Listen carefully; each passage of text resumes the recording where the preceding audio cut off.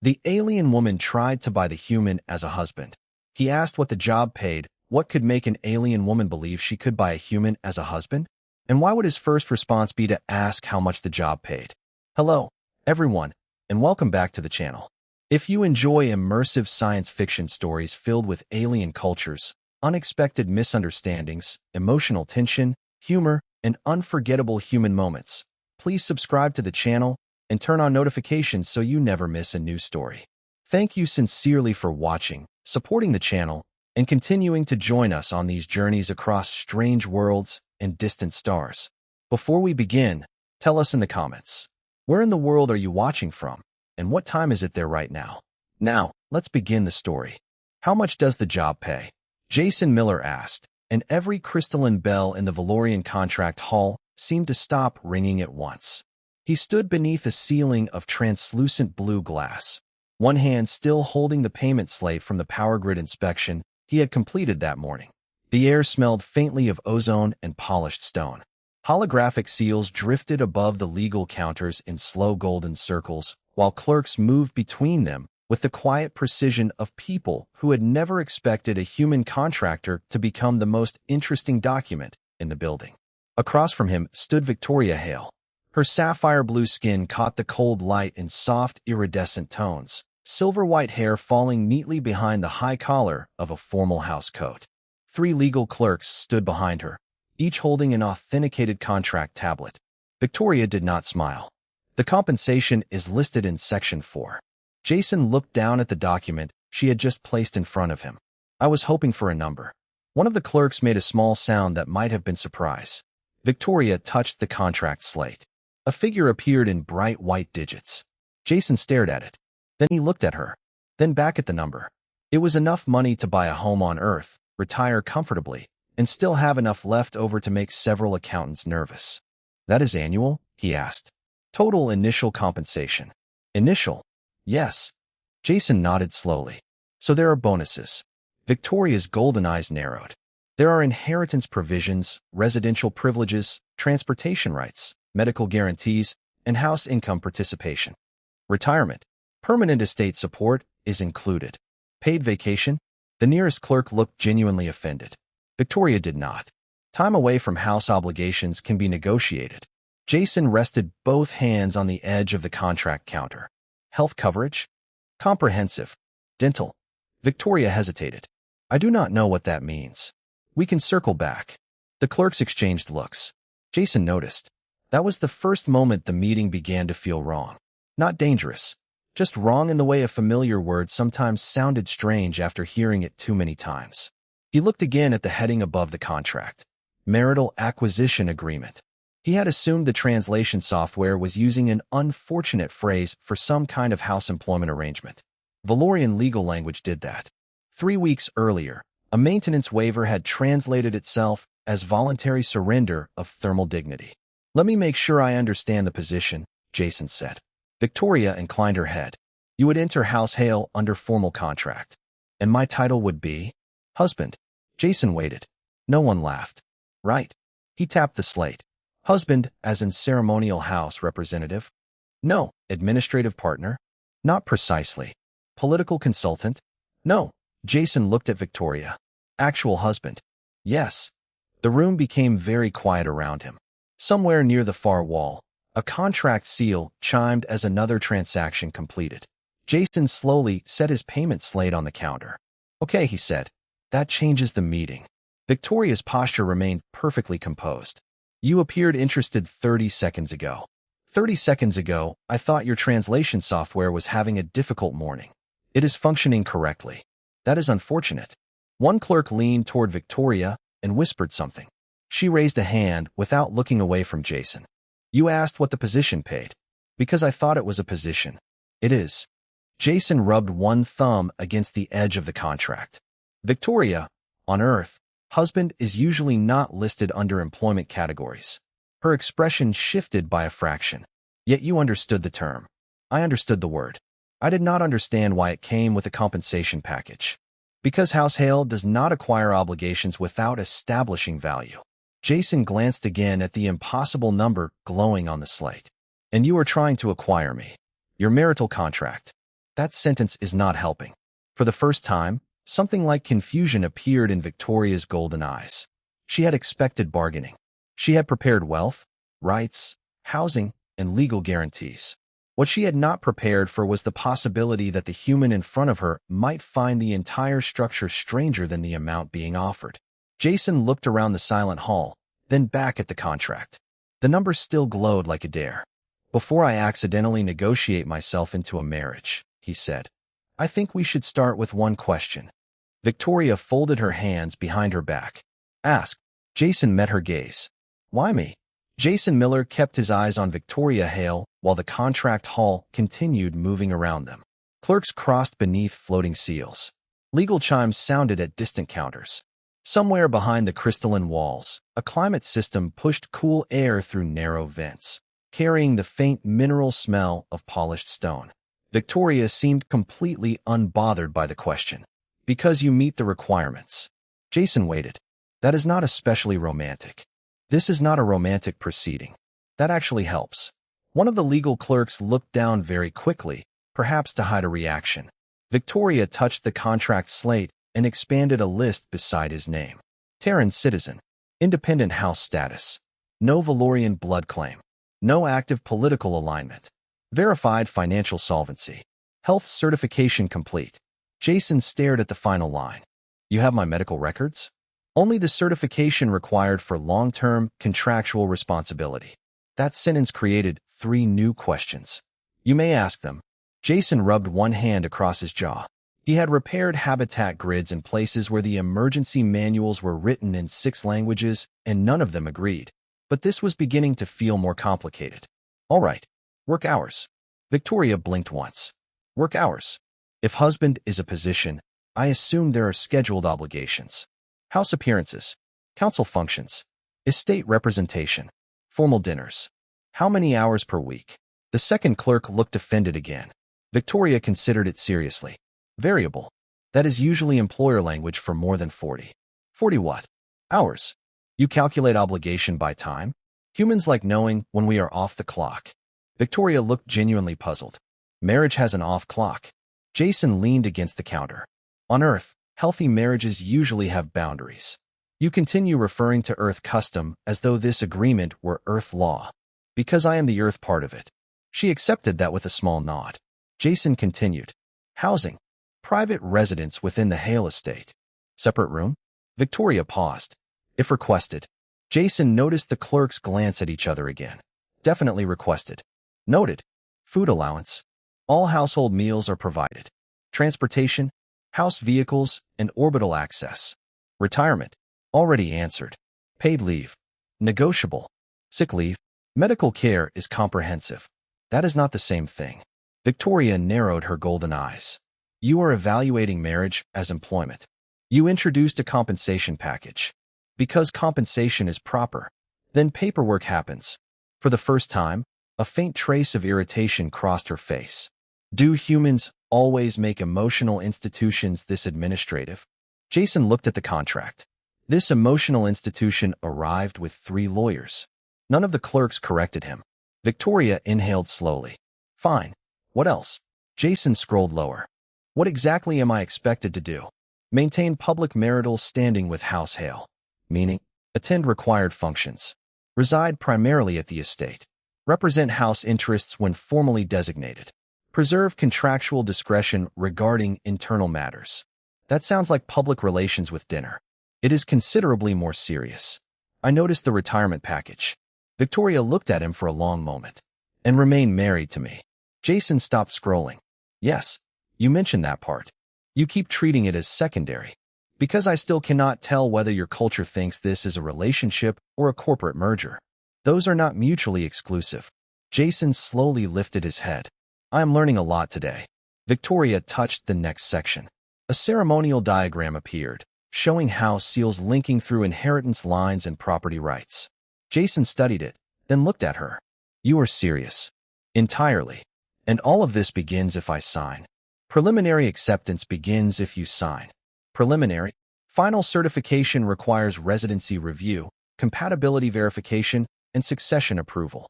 Jason set the slate flat on the counter. So this is not even the marriage contract. No. This is the application to become your husband. That is close enough. Jason stared at the number again. It still looked absurdly generous. Then he looked at Victoria, who appeared to believe every second of this was normal. Okay, he said. That changes the meeting again. Her expression tightened. In what way? Jason pushed the slate back toward her by half an inch. Now I need to know why a woman with enough money to buy a small moon needs to recruit a husband from the maintenance department. Because you are not attached to anyone I would have to fight later. Victoria Hale said it so calmly that Jason Miller needed a second to decide whether he had heard her correctly. The legal hall still shimmered around them with cold blue light, golden contract seals drifting above polished counters, while distant chimes marked completed agreements. Jason rested one hand on the edge of the slate. That sounds less romantic than the work hours. Victoria gave him a level look. You asked why I chose you. I did. You have no Valorian house affiliation, no hereditary claim, no political faction, no family treaty obligations inside this system. If I entered a marriage contract with a local house, that house would gain leverage over Hale property through succession law. Jason looked back at the document. So you picked the one man in the room with no cousins who could sue you. That is an oversimplification. It is also efficient. One of the clerks made another small noise and immediately pretended to study his tablet. Victoria ignored him. You also have stable income, verified technical credentials, no criminal restrictions, and no documented interest in Valorian political advancement. Jason raised an eyebrow. You checked whether I was ambitious. Of course. That feels personal. It is procedural. He rubbed the bridge of his nose. I am beginning to understand why your people put holograms around paperwork. It makes the danger look decorative. Victoria's golden eyes narrowed slightly. You continue to speak as if I am trying to purchase you. You called it a marital acquisition agreement. Because the contract is acquired. By you. Yes. For me. For the marriage. Jason stared at her. Those words are doing a lot of work. Victoria touched the slate and expanded another section. A network of house symbols appeared, connected by lines of property, inheritance, residence, and succession rights. Among Valorian houses, marriage is a legal joining of obligations. The contract defines compensation, property access, household authority, inheritance position, and termination conditions. Jason studied the diagram. And courtship. What about it? Dinner. Conversation. Deciding whether you actually like the person. Victoria looked genuinely puzzled. Those matters can occur after contractual compatibility is established. Jason let out a slow breath. On Earth, that order would cause several concerns. Why? Because most humans prefer knowing the person before discussing inheritance. That is inefficient. It is also how we avoid accidentally marrying someone who hates our taste in music. Victoria considered that with complete seriousness. Musical incompatibility is not listed as a recognized cause for contract failure. I am shocked. He scrolled farther down. The financial provisions remained enormous, but now the number bothered him less than the structure around it. Victoria was not joking. Worse, she did not seem to understand why the offer sounded like ownership to him. Let me try this another way, Jason said. If I sign, do you believe you own me? Her expression changed immediately. No. Can you order me to remain somewhere? Only where house obligations require your presence. Can you control my work? Certain outside contracts would require approval. Can I leave the marriage whenever I want? Victoria hesitated. Jason noticed. That was slower. Termination procedures exist. That was not my question. You are asking about withdrawal before certification is complete? I am asking whether I can say no later if I change my mind. The clerks went very still. Victoria looked at him as though he had stepped outside the language of the contract itself. That depends on the stage of the agreement. Jason leaned back from the counter. There it is. There what is? The reason your explanation is not fixing this. Victoria's voice cooled. I have offered you wealth, legal protection, residence, medical guarantees, and status. And I appreciate the excellent dental situation once we define it. Her mouth tightened. Then what exactly is the problem? Jason looked at her, no humor in his face now. If I cannot walk away, you are not buying a contract. You are buying the part of me that gets to choose. The hall seemed quieter around them. Victoria looked down at the glowing agreement. For the first time since she had approached him, certainty left her expression. Jason watched that change and understood something important. She had not expected resistance because, in her world, the money was supposed to answer every question. He tapped the contract once. "So I am asking again, Victoria." She raised her golden eyes to his. "Why does a woman with everything need a marriage contract badly enough to make this offer to a stranger?" This time, she did not answer immediately. Victoria Hale looked at the contract for so long that Jason Miller stopped expecting an answer. The cold blue light of the hall moved across her sapphire skin while the golden seals above the counters continued turning in slow circles. Around them, clerks resumed their work with exaggerated attention, pretending not to listen. Jason understood the performance. On Earth, people called it professionalism. 30 days, Victoria said at last. Jason frowned. 30 days until what? She closed the contract display and replaced it with a house registry. House renewal. A network of names and legal symbols appeared between them. At the center was House Hale. Below it, one-line pulsed amber. Succession status, incomplete. "My father died 2 years ago," Victoria said. "Under Valorian succession law, I may administer House Hale temporarily. I cannot renew permanent control without a recognized marital covenant." Jason stared at the registry. "You run the entire house, but the law says you need a husband to keep running it." "Correct. That seems convenient for husbands." Historically, it was. There was no defensiveness in her voice now. Only fatigue. Jason looked closer. Shipping routes. Energy contracts. Residential districts. Agricultural holdings. Thousands of employees. Victoria did not merely own a large estate. She managed an economic structure that touched half the region. "What happens if you do not marry?" he asked. Another name appeared. Counselor Andrew Mercer. "Control transfers to my nearest eligible male relative." Jason glanced at her. "He is eligible because he is related to you? And because the council recognizes his succession standing. Does he know how to run your house?" "He knows how to acquire one." That answer landed differently. Jason studied the file. Mercer held shares in 3 rival trade consortiums. Several of them competed directly with Hale shipping lanes. "So if he takes control, he gets your routes?" "Yes." "Your contracts?" "Yes." "Your employees?" "Their employment remains protected for 60 days. That is not the same answer. Victoria said nothing. Jason looked back at the contract he had almost treated like absurd office paperwork. The impossible payment made more sense now. She was not spending casually. She was trying to purchase a legal wall before the deadline arrived. "Why not marry another Valorian?" he asked. Victoria reopened the house network. Every local candidate carried colored lines connecting them to another family. Because each eligible house spouse creates inheritance exposure. If I marry into a rival line, Hale assets become subject to shared succession claims. And I have no house. Correct. No family interest here. Correct. No political faction. Correct. Jason nodded slowly. "I'm not a husband. I am a legal firebreak." Victoria's golden eyes met his. "That is an inelegant description. Is it wrong?" She paused. "No," he let out a quiet breath. "You really did pick me because nobody here can use me to claim your property. That was one reason." Jason looked at her. "One." Victoria hesitated again. "You refused a regional administrator last week when he asked you to certify a power grid that had not passed inspection." Jason remembered the argument. It had not passed inspection. He offered you additional compensation. Still had not passed. You embarrassed him. He survived. You also submitted the failure report under your own name. Jason shrugged. "It was my report." Victoria watched him carefully. "Most people around House Hale are very interested in what agreement benefits them. You appeared interested in whether the work was true." That silenced him for a moment. He had expected strategy. He had not expected observation.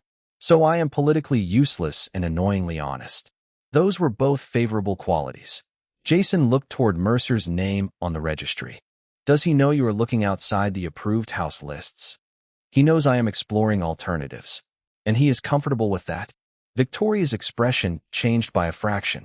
Andrew Mercer is rarely comfortable when something occurs without his permission.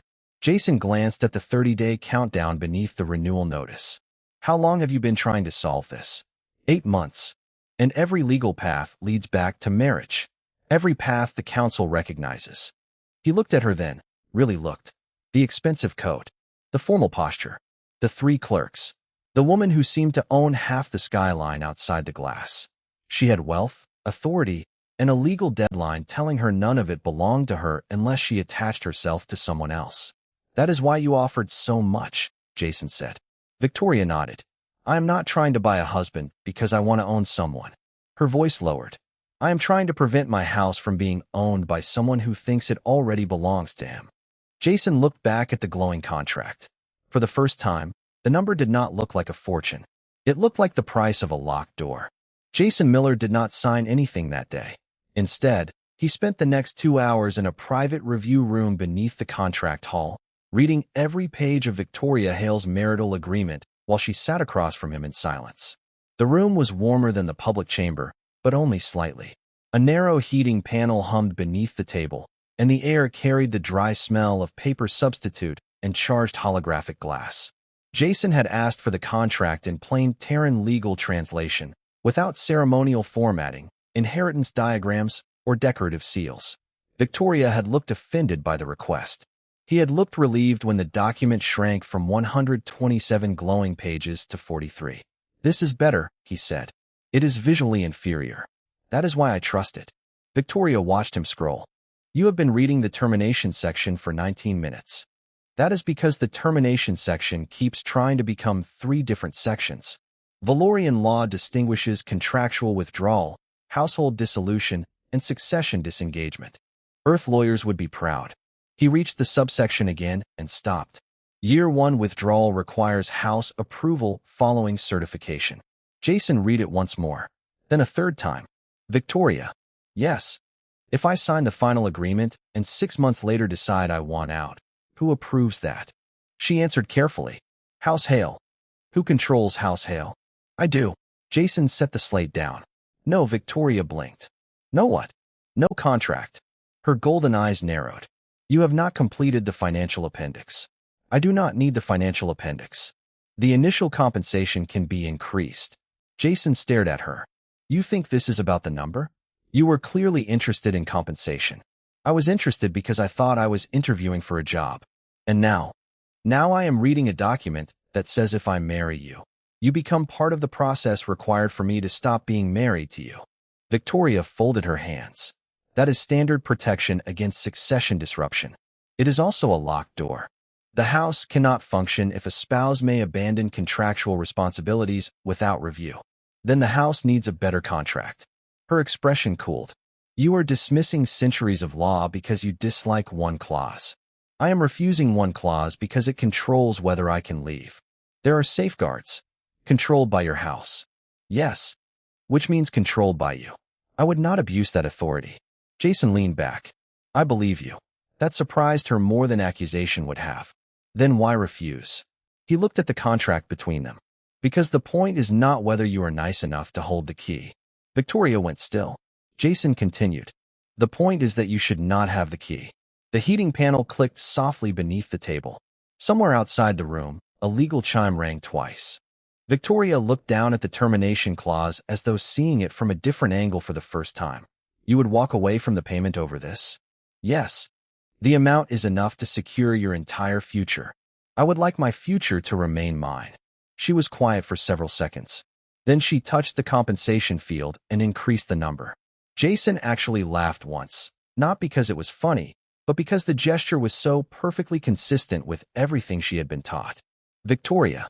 The revised amount reflects the increased legal burden. You cannot pay enough to turn no into yes. Her hand stopped over the slate. The sentence seemed to remove something from the room. Not money. Certainty. Everyone has a price, she said, but there was less confidence in it now. Jason shook his head. Everyone has needs. That is different. You are refusing wealth, protection, and status. I am refusing a contract I cannot freely leave. Even if I promise never to prevent you. Especially then. Victoria looked at him sharply. Why especially? Jason rested his forearms on the table. Because if this only works when you promise to be good, then the law itself is bad. The words stayed between them. For the first time since she had approached him, Victoria had no counteroffer ready. Jason pushed the contract back across the table, gently, without anger. If I cannot say no, it is not an agreement. Victoria looked at the document, then at him. The woman who had spent 8 months searching for someone willing to sign had finally found the first person who cared more about the right to refuse. Victoria Hale did not increase the offer again. That was how Jason Miller knew the conversation had finally changed. The revised compensation figure remained glowing between them for several seconds before she dismissed it with one motion of her hand. The private review room became darker without the financial display, leaving only the pale contract text and the warm amber line from the heating panel beneath the table. Victoria sat very still. "I do not understand you," she said. Jason leaned back in his chair. "That makes two of us. The amount I offered would change your life." "Exactly." Her golden eyes narrowed. "You say that as though it supports your refusal." "It does." "How?" Jason looked at the contract slate. "Because I would like it to remain my life." Victoria said nothing. The words seemed to reach her more slowly than the arguments about withdrawal clauses and house authority. Jason could almost see her testing the sentence against a lifetime of Valorian assumptions. Wealth increased freedom. Property increased security. Contracts reduced uncertainty. In her world, every advantage had a measurable value. She had offered him all of them. He had still said no. "You believe accepting compensation would make your life less your own," she said. "Not the compensation." Jason tapped the termination clause. "This. The law. The lack of choice. But choice is exercised when you sign. Once. Yes. That is not enough." Victoria frowned. Why would a valid decision need to be made repeatedly? Jason considered the question. "Because people change." That sounds unstable. It is. And humans simply accept that? Mostly badly. A faint shift touched her expression. Not quite amusement. "Your species makes very inefficient legal systems. You are trying to buy a husband through a succession loophole. That is not an argument. It is at least evidence." The corner of her mouth moved, then settled. Jason looked back at the house renewal file. 29 days remained now. Beneath the countdown sat Andrew Mercer's succession claim, waiting with the patience of something that expected time to do the work for it. "What happens if I refuse permanently?" Jason asked. "House Hale continues searching. For someone on the approved list?" "Most likely.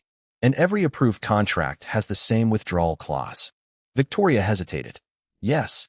Then you do not have a husband problem." "I clearly do. You have a law problem." She gave him a flat look. "That is significantly more difficult." "Usually."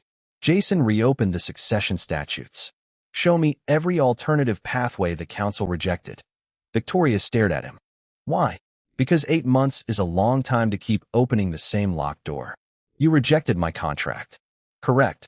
You have no obligation to assist me." "Also correct." "Then why are you still here?" Jason looked at her sapphire blue face reflected faintly in the contract glass. Beneath the formal posture and expensive house coat, she looked tired now. Not weak. Just tired in the way people looked after fighting a system long enough to mistake exhaustion for normal life. "Because refusing to become your husband does not require me to enjoy watching Mercer take your house." Victoria studied him. "You would help me without accepting the compensation." "I did not say without compensation." Her expression sharpened. Jason pointed toward his contractor identification. "Legal research is outside my normal scope. I charge by the hour." She stared at him for 2 seconds. "You refused enough money to retire and are now requesting hourly wages. With overtime after 40 hours. A quiet laugh escaped one of the clerks outside the glass wall before being abruptly silenced. Victoria closed her eyes for a brief moment. "You are impossible." "That is not what my references say." "You have no Valorian references." "Then my record is clean." This time she did smile, faintly and unwillingly. Jason turned the slate toward himself. "I will help you find another path. I will review the succession code, the house bylaws, the founding covenants, whatever exists." Victoria's smile disappeared. "And the marriage contract?" Jason met her gaze. "No," she nodded slowly. "No counteroffer. No argument. Just acceptance." It was a small thing, almost nothing.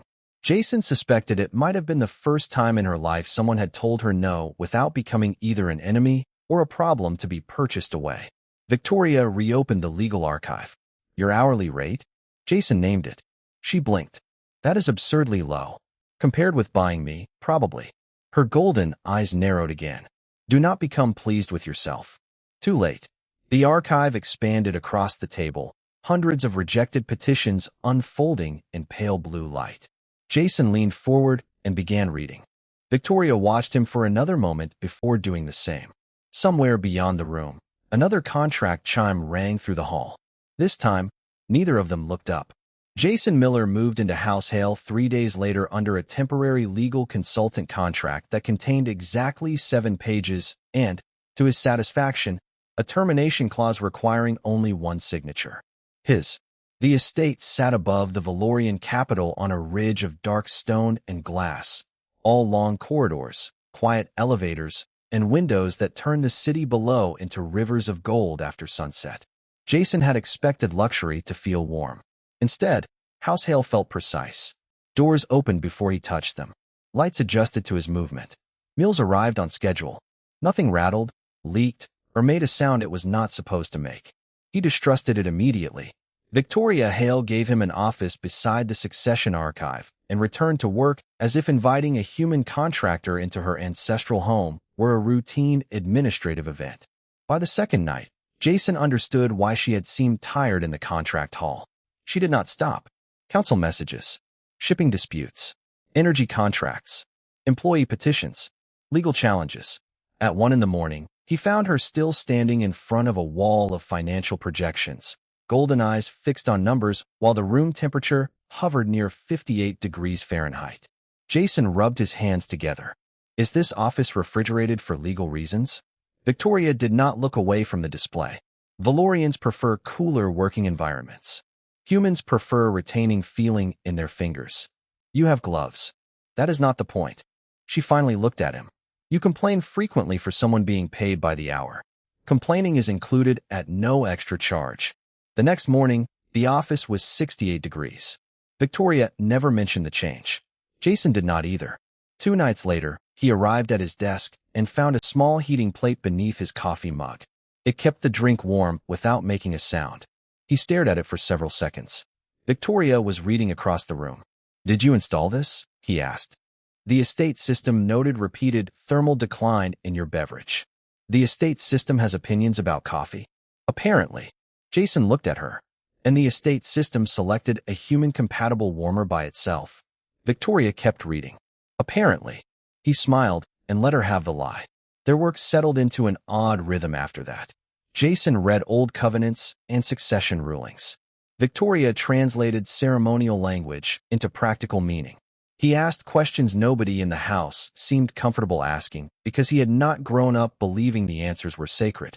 Why could a house transfer through marriage but not through shared civil responsibility? Why did approved spouses require political alignment when the law claimed marriage preserved independence? Why had every alternative petition submitted by Victoria in the last 8 months failed at exactly the same review stage? That last question stopped both of them. Jason opened the rejection logs. Here, Victoria stepped beside him. What? Every petition reaches preliminary acceptance. He expanded the timestamps. Then someone reclassifies it as succession sensitive and sends it to council review. That is standard. Maybe, but look at the timing. Each reclassification occurred within 11 minutes of submission. Different clerks, different days, same routing pattern. Victoria's expression changed. That is too fast. That is what I thought. Jason opened the audit trail. A warning appeared. Archive integrity mismatch. He leaned closer. Interesting. What does that mean? It means the log we are reading does not match the original access record. Victoria went completely still. Jason pulled the raw system history.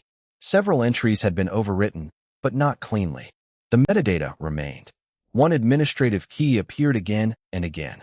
Council Succession Office. Victoria read the identifier twice. Andrew Mercer has authority there. Jason looked toward her. How much authority? Enough to request review. Enough to alter audit routing. Her golden eyes hardened. No. The warm light from Jason's coffee plate reflected across the table between them.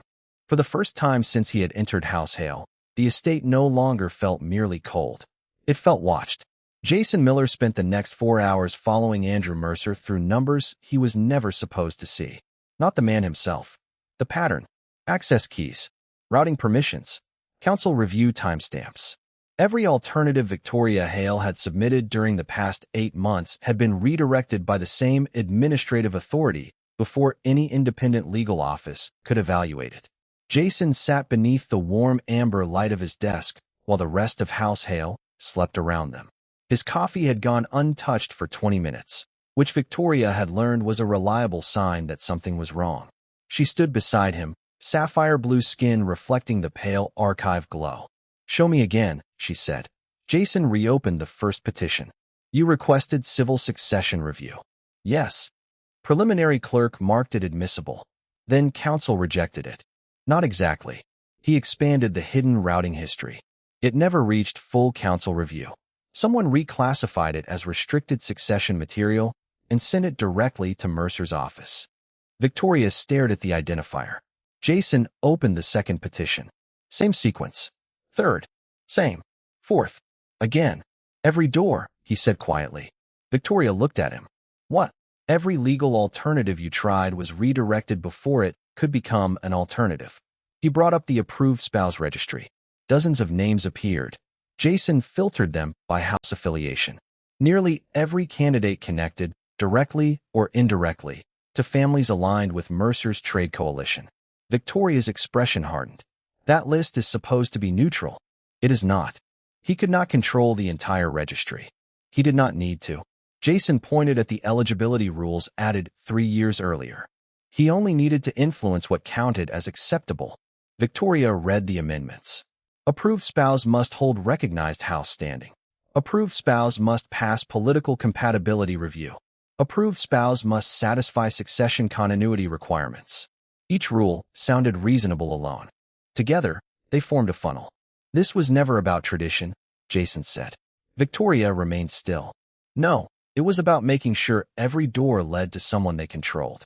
The silence that followed felt colder than the estate ever had. Victoria moved toward the window overlooking the city.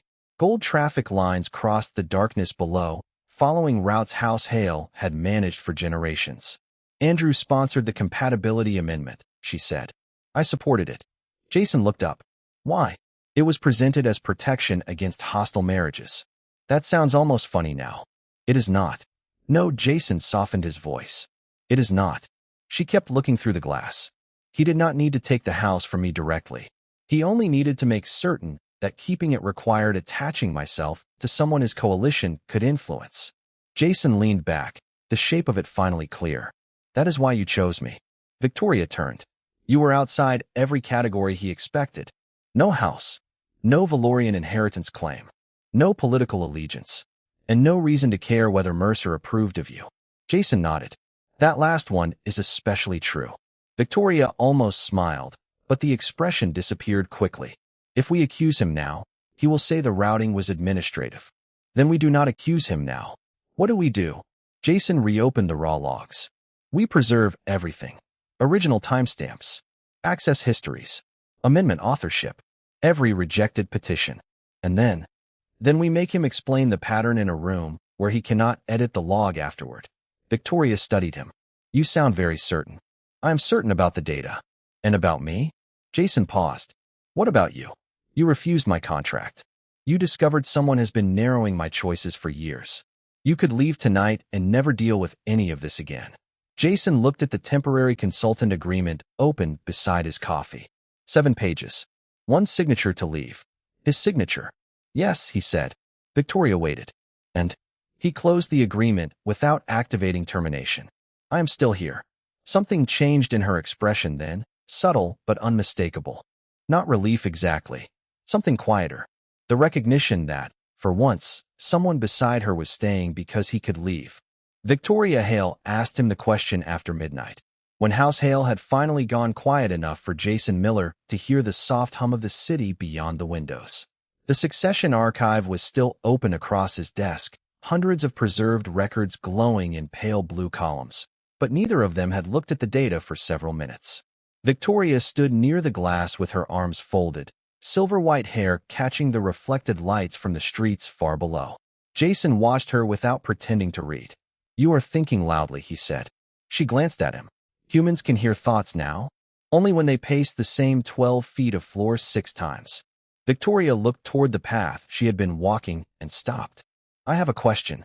That sounds dangerous. You may refuse to answer." Jason leaned back. That is already an improvement over the first contract. Her golden eyes narrowed, but there was no real irritation in them. If there were no house renewal, no council, no inheritance dispute, and no deadline, she paused. Jason waited. Would you still dislike the idea? The room seemed to grow quieter. The archive lights reflected along her sapphire blue skin, but she was not standing like acting lady of House Hale now. There were no clerks behind her, no compensation figures, no marriage acquisition forms. Just a woman asking a question she had apparently found harder than any legal proceeding. Jason set his coffee down. Which idea? Victoria looked mildly annoyed. You know which idea? I want to hear you say it without legal terminology. She stared at him for a long moment. Marriage. Jason nodded slowly. To you? Obviously.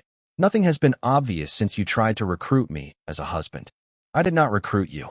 You offered dental benefits. We still have not determined what dental means. That is not helping your case. A faint smile touched her mouth before disappearing. Then she looked away. Forget it. No, Victoria turned back. Jason pushed the contract archive aside, clearing the space between them. You are asking something different now. Am I? Yes. Explain. Jason looked at her carefully. The first time, you asked whether I would accept terms. Victoria said nothing. Now you are asking what I would choose. Her expression changed. Very slightly. Yes, she said. Jason felt that single word more than he expected. Then now we are finally having the same conversation.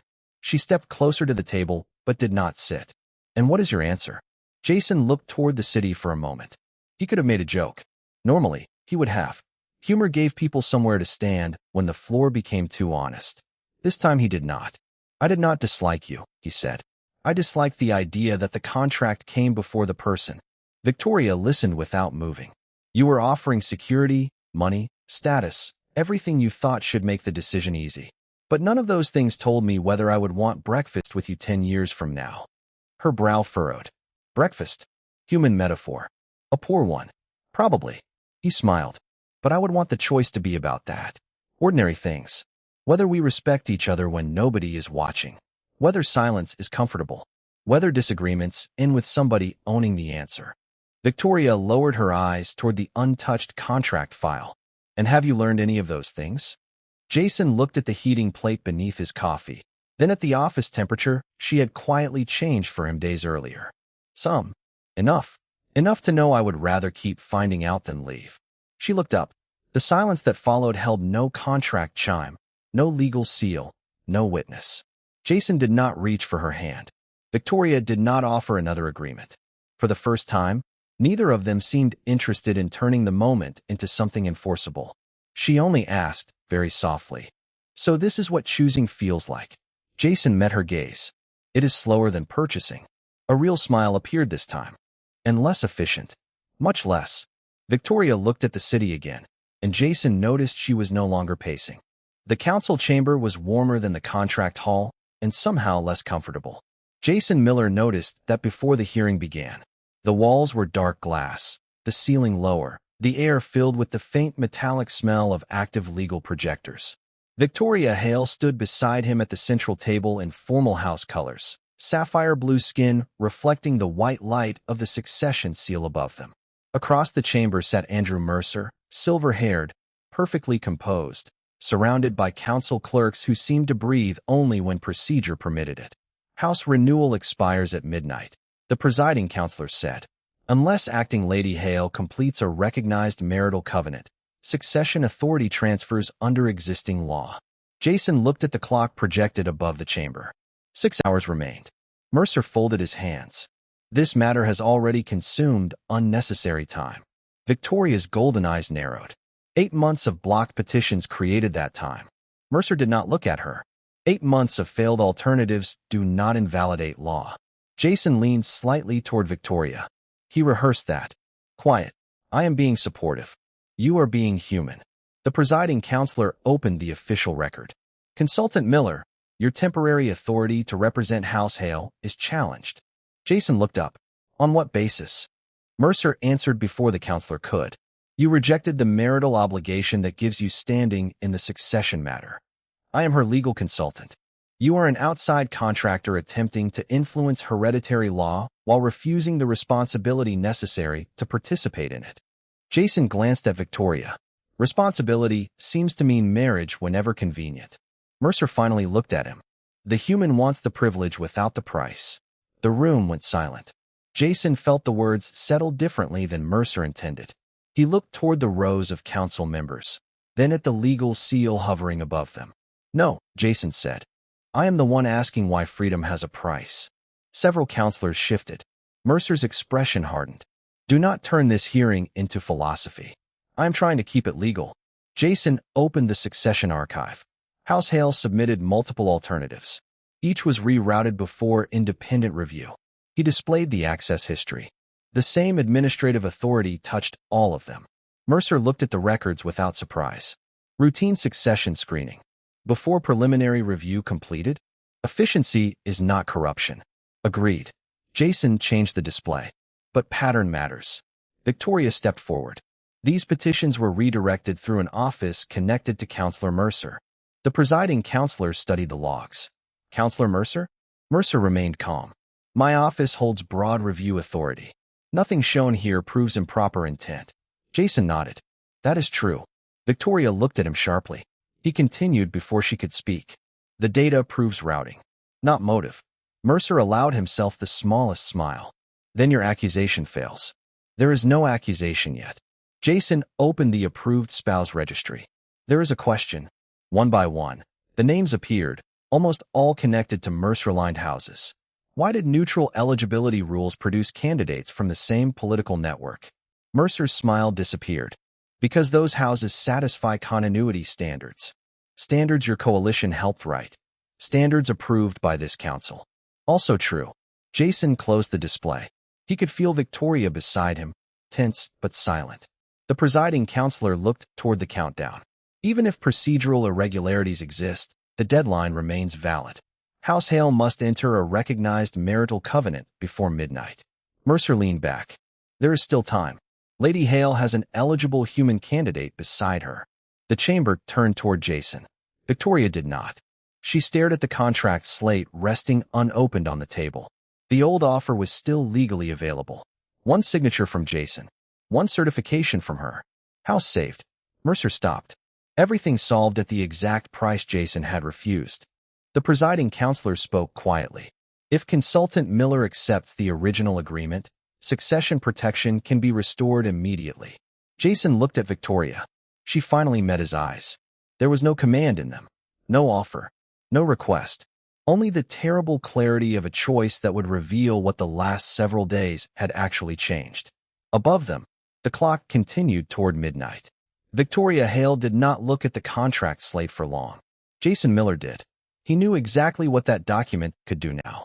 One signature from him, one certification from her, and House Hale would keep its shipping routes, its employees, its energy contracts, its neighborhoods, and the legal structure that held thousands of lives together.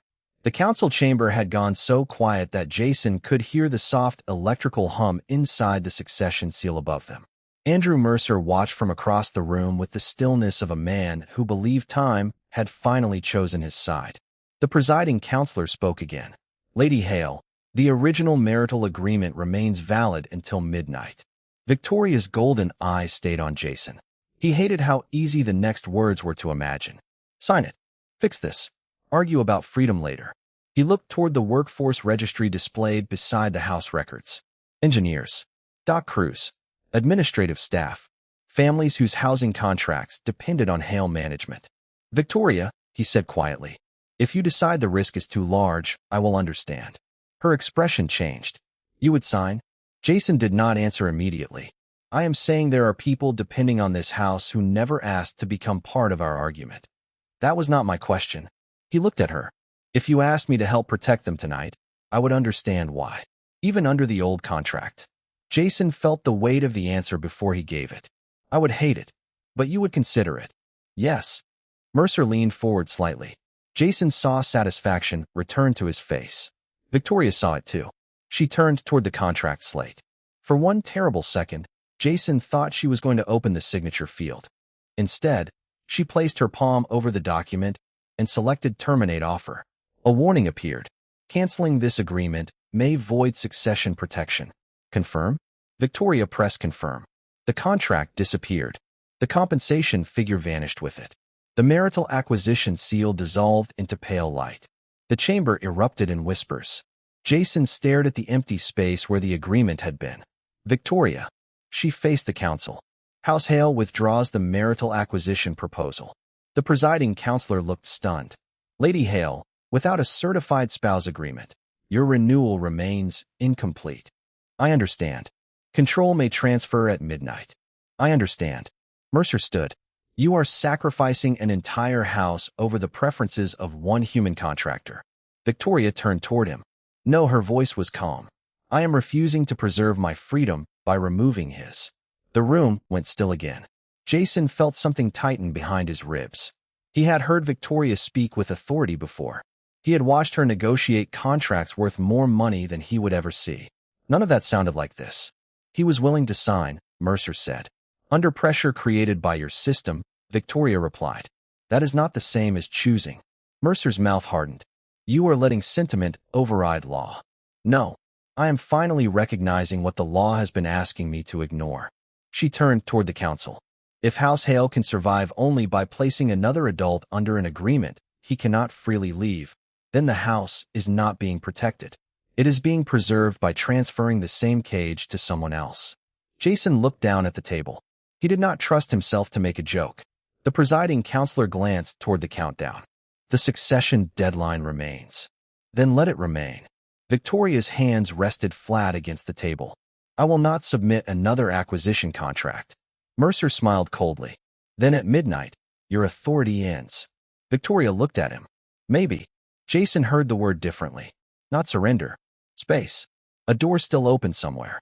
He looked at the legal archive beside him, at thousands of pages of old covenants, founding language, forgotten definitions, and clauses written long before Mercer's amendments existed.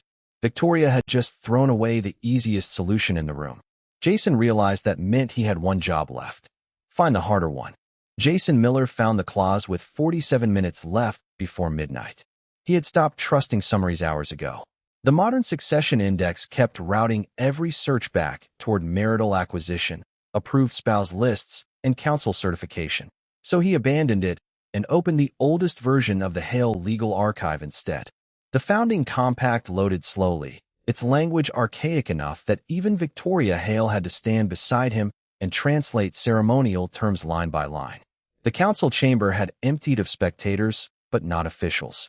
Andrew Mercer remained across the room, confident now that time itself was working for him.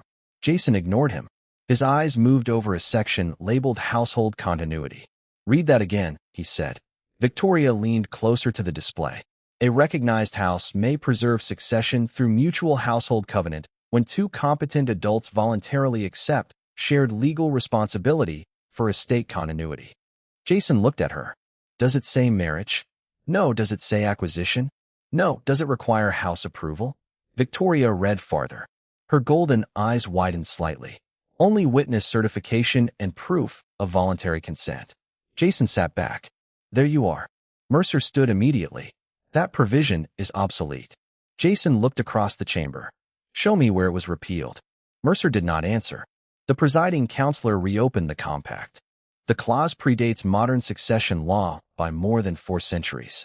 Old is not the same as invalid, Jason said. If it was replaced, there should be a repeal record. A clerk began searching. The silence felt different now. Not empty. Focused. Victoria stood beside Jason, one hand resting near the glowing text. What exactly does mutual household covenant require? She asked. The presiding counselor read from the original language. Shared responsibility. Mutual consent. Independent withdrawal rights. No transfer of personal ownership. No compulsory financial consideration. Jason looked at Victoria. That sounds healthier. Mercer stepped forward. The clause was written before modern houses existed in their current form. Then modern law should have removed it, Jason said. Did it? The clerk finally looked up. No repeal located. Mercer's expression tightened. Then it should be considered superseded by practice. Jason shook his head. Practice is not repeal. The presiding counselor gave him a sharp look, then returned to the archive. He is correct. Victoria inhaled slowly. The countdown above the chamber showed 32 minutes. If Jason and I enter this covenant, does it satisfy house renewal? The counselor hesitated. The language suggests that it does. Mercer spoke quickly. Suggest is not enough. Jason leaned forward. Then read the succession definition. Another document opened. House continuity may be established through recognized marital or founding covenant. The room went still. Victoria looked at Jason. You found it. You kept very old paperwork. That is not the same thing. Tonight it is. The presiding counselor raised one hand. There is still a problem. A mutual household covenant requires genuine voluntary intent. It cannot be entered solely to evade succession requirements. Mercer smiled again. Exactly. Jason looked at Victoria. This was the part no technical reading could solve for them. No loophole could manufacture choice. The counselor continued. Both parties must affirm that the covenant reflects a freely chosen shared household relationship, not a purchased obligation. Victoria's expression became very still. Jason remembered the first haul, the impossible compensation figure, the contract she had deleted even when it could have saved everything. He also remembered the warmer office, the coffee plate, midnight arguments, and the question she had asked when no clerk was present. Would you still dislike the idea? He looked toward the counselor. Then ask us. Mercer frowned. This is absurd. Jason ignored him. The counselor turned first to Victoria. Victoria Hale, without compensation, compulsion, succession penalty against the other party, or restriction on withdrawal, do you freely choose to enter shared household responsibility with Jason Miller? Victoria looked at Jason, not the counsel. Yes. The answer came without hesitation. The counselor turned to him. Jason Miller, under the same conditions, do you freely choose this covenant? Jason looked at the countdown. 28 minutes. Then he looked at Victoria. Can I leave whenever I want? The counselor answered, yes. Jason smiled faintly. Good. Victoria's golden eye stayed on him. That matters to you. Everything does. He looked back at the counselor. Then yes. The founding compact accepted both statements. A new seal appeared between them, simple and white, without price, ownership, or acquisition language. For the first time since Jason had entered Valorian law, the document asked what they chose before asking what anything was worth. The new covenant did not make the chamber warmer, but Jason Miller felt the room change anyway. The white seal hovered between him and Victoria Hale without any payment figure beneath it, without an ownership clause, without a single line telling either of them they had to remain. The presiding counselor reviewed the document twice, then placed the House renewal authorization beside it. Succession continuity confirmed, he said. A pale green light replaced the amber warning above House Hale. Across the chamber, Andrew Mercer said nothing. Jason preferred it that way. Victoria looked at the restored House seal, but there was no triumph in her expression. Only relief so controlled that most people would have missed it. Jason did not. 3 weeks later, the council opened formal review of the acquisition marriage system, beginning with withdrawal restrictions and spouse eligibility rules. Jason was not invited to the first session. He considered that a personal victory. House Hale returned to its normal rhythm. Shipping routes moved. Employees kept their positions. The estate stopped feeling like a place holding its breath. Jason also stayed. Not because the covenant required it. The covenant did not. That mattered every morning. One evening, Victoria asked him to meet her on the western observation deck above the city. The air was cool, but not 58 degrees cool. Jason noticed. He suspected that was intentional too. Valorian traffic moved below them in golden streams, and distant towers reflected against the dark glass railing. Victoria stood beside a small table with a document slate resting on it. Jason stopped several feet away. You have paperwork. Do not sound alarmed. The last time you approached me with paperwork, I nearly acquired dental coverage and a wife in the same afternoon. We still do not know what dental coverage is. I explained teeth. You explained insurance poorly. Jason stepped closer and looked at the slate. 2 pages. That alone made him suspicious. What is this? A private agreement. That phrase has history. Victoria handed it to him. Jason read the first page. No dowry. No house payment. No property ownership transfer. No professional obligations. No required public appearances except by mutual agreement. Either person could terminate the agreement independently at any time. He read the second page. It was shorter. Shared residence optional. Financial accounts separate unless voluntarily combined. Personal work unrestricted. Decisions requiring both parties must receive both parties' consent. Jason looked up. You wrote this? Yes. Without clerks. One clerk reviewed the formatting. I knew it was too clean. Victoria ignored him. There is no compensation. Jason looked back at the document. What does this one pay? Her golden eyes held his. Nothing. No housing allowance. No retirement package. No transportation privileges. No dental. Victoria's expression became dangerously patient. No, Jason nodded slowly. Terrible benefits. Then decline. The word stopped him. Not because they were dramatic. Because they were not. Victoria said them simply, almost quietly, as though the ability to refuse had finally become the most ordinary thing in the world. Jason looked down at the agreement again. The city lights moved across the slate. You mean that? Yes. No house consequences? None. No council deadline? None. No inheritance emergency? None. If I walk away right now? Victoria drew a slow breath. I would dislike it. Jason looked at her. She continued. But I would not stop you. He let the silence remain. This was what he had wanted from the beginning, though he had not known it then. Not wealth. Not guarantees. Not permission disguised as procedure. A door that stayed unlocked. Jason placed his thumb against the signature field. The slate chimed once. Victoria looked at the mark, then at him. Why? She asked. Jason smiled faintly. Because this time, I was allowed to say no. Her expression softened. And Jason set the slate down between them. I did not want to. They stood beside each other in the cool night air while the city moved below, the unsigned exit clause remaining visible on the screen. Neither of them reached to close it. Neither needed to. For once, nothing between them had been purchased, assigned, inherited, or required. It had only been chosen.